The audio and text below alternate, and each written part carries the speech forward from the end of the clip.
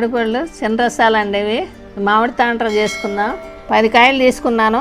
దీంట్లో ఒకటి రసం తీసుకోవడం చూపిస్తాను మీకు. నీళ్ళల్లో అరగంట నానబెట్టి కడిగి తుడుచుకున్నానండి. ఇప్పుడు ఈ కాయ ఇట్లా నలిపి రసం తీసుకుందాం.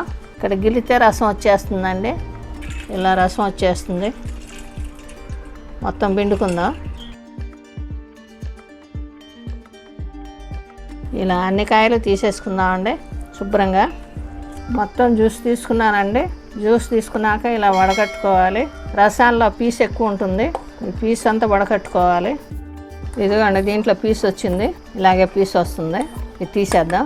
పటిక బెల్లం అండి, ఇది నలగొట్టి పౌడర్ చేసి కలుపుకుందాం. కొంచెం ముక్కలుగా చేసి మిక్సీలో వేసుకుందామండి.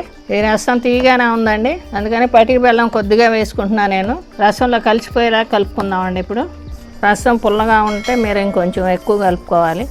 మామూలుగా కప్పుకి పావు కప్పు కలుపుతూ ఉంటారు. మీ స్వీట్ని బట్టి కలుపుకోండి. ఇది కలిసిపోయిందండి. ఇప్పుడు ఈ ప్లేట్లో పొరలాగా వేసుకుందామండి. పొర మీద పొర అట్లా 5-6 పొరలు వేసుకుందామండి. ఇది ఎండిన తర్వాత దీని మీద ఇంకో పొర వేసుకుందాం. ఇది ఎండలో పెట్టుకుందామండి. ఇక ఇది ఎండిపోయిందండి, ఇంకో పొర వేసుకుందాం. మళ్ళీ ఎండలో పెట్టుకుందామండి. ఎండబెట్టే ముందు క్లాత్ ఇలా కట్టుకోవాలండి.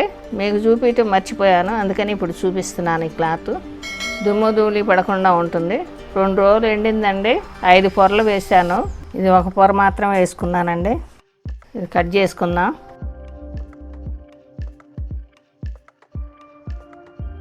ఇలా రోల్ లాగా చేసుకోవచ్చండి. బాగా ఎండిపోయిందండి, బాగా వచ్చింది.